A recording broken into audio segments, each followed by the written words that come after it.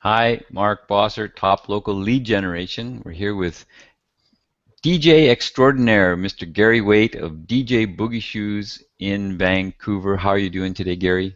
I'm doing great today. It's a little bit of a rainy day today, but Christmas is coming and things are bright. That's for sure. So, we're going to talk about how to make your Christmas party have great music. What are the do's and don'ts? Well, the do's and don'ts to having a great Christmas party. There's tons of them, but I'm just going to give you a few here for time constraints. So we'll kind of get into the don'ts. Some of the things maybe you might not want to do for your Christmas party. When you hire a music services company, you're really hiring them to get people engaged, to dance, to sing. If you hire karaoke and generally be active within your party. One of the things I've found doing lots of Christmas parties is that roulette tables and card games do not encourage that. They encourage people to sit down, disengage from the party, and become inactive, usually in a different room from where the party's going on. So actually music services, DJ services, karaoke services, and card games and roulette wheels just don't really mix at a Christmas party. And I can almost guarantee an empty or nearly empty dance floor for most of the evening when you combine those two services together. Um, I always advise that you hire one or the other, but not both for your Christmas party. If you wanted to include a roulette wheel in your party, roll it onto the dance floor and use it in addition to the party and as an addition to the party, not as something that siphon off guests into another room to actually sit down and become lethargic and disengage. Roulette table can be fun, and you can use it to give away prizes and still encourage people to engage, and even in the dancing. Um, Another item that kind of dampers the festivities of a Christmas party is raffle tickets. I find this is the most boring way to give away your Christmas gifts, your company Christmas gifts, or your personal gifts that you're giving away to people. Um, I once sat in a party where they spent 40 minutes to an hour doing raffle tickets. Everyone was so bored, and after they finished, half the guests left. Granted, they may have been staying just to see if they won a gift or not. I don't know, but I believe because they were just not engaged. They were bored, and this just made everybody lethargic for a long time with nothing happening, and they just kind of felt that the party was boring, and they left. Oh, and another thing you might want to stay away from is raising money for causes. I know you may want to do a good turn, but you should save that money raising for another party or event where that's the focus. The Christmas party should be about fun and should be guest focused. There's just something about the pressure of having to dig out cash when you thought the party was all paid for. You may want to announce that your fundraising efforts, but I don't think it's yet combine your Christmas party, unless your Christmas party is not a Christmas party but a fundraising party. Then it's not a Christmas party. So think about how you can make your party engaging, exciting, more importantly, fun for your guests, and avoid having too many things going on. You just don't want too many things to distract people from your main event, which is the Christmas party. And if it's going to be dancing or karaoke, that's what it should be. And you can use these services to max out what you can do with them because you can do a lot with them, a lot of varied activities with them that can really make your party fun and exciting. And of course, we at Boogie Shoes DJ and karaoke services have lots of interactive ideas on how you can do that and when you contract us for your event.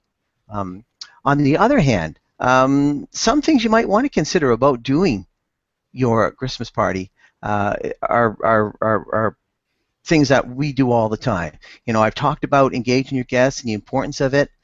For companies that are having Christmas parties or individuals that are having Christmas parties, I always stress that this is not just about a Christmas party, but about part of the culture of your company or the camaraderie of your family and friends. And so you can make it exciting and fun, which reflects upon your company or yourself or your party, or you can make it boring and mediocre, which also can reflect upon your company and yourself. As with anything, if you have company goals or even personal goals, sales goals, or any areas that you want to improve within yourself or your company, you have a strategic plan to do that, right? Well, the same thing for a Christmas party. If you want to make it fun, plan to make it fun. Do a little bit of planning beforehand. So how do you engage your guests? Well, one of the first things you can do is to start to have things going on throughout the evening that make everyone laugh and giving them an opportunity to participate. For example, to get the fun factor started, why don't you have a scavenger hunt to choose which table goes to the buffet first? Each table can find 10 things on a list that you give them just before you announce a scavenger hunt. This makes each table work as a team, works as a great icebreaker. And if the people at the table don't know each other when they sit down, they certainly will after this. And you can also keep that fun going after dinner by having another game for a prize, of course. If you have a gift table where you're giving away company gifts, forget the raffle tickets. Coconut Smoochie is not only so much fun to do, but a lot of fun to watch. That is why it's such a popular game on cruise ships. And by the way, if you're thinking how you might get people engaged, just see how they do it in Vegas, minus the gambling, of course, because we're talking music here, or even the cruise ships. So they've got it down, and so just dial in some of the games that they have happening there. And to get the dancing or karaoke started, there are tons of ways you can incorporate the gift giving and company culture into this, or your own ideas. You can have a theme, create an 80s era, a disco era. If you have different departments in your company, have a department karaoke contest between different departments. Let everyone know you're going to do this at your Christmas party a couple months beforehand so they can prepare. It really gives them something to look forward to, get excited about.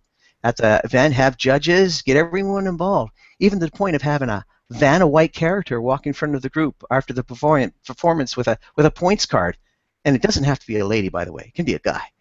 So have prizes, that are based not only on the best singing group or individual, but have prizes for the most off-key group of the night, the biggest ham of the night, or the most entertaining. There again, the sky is really the limit as to what you can do, and in that department. So for dancing, have dance-offs. Everybody can twist. Not everybody can hula hoop, but those are a lot of fun too. You can have air guitar contests, and you can incorporate those into your gifting as well. So as I said before, the whole idea is to get as many people involved in your party as possible and give them platforms on which to do so.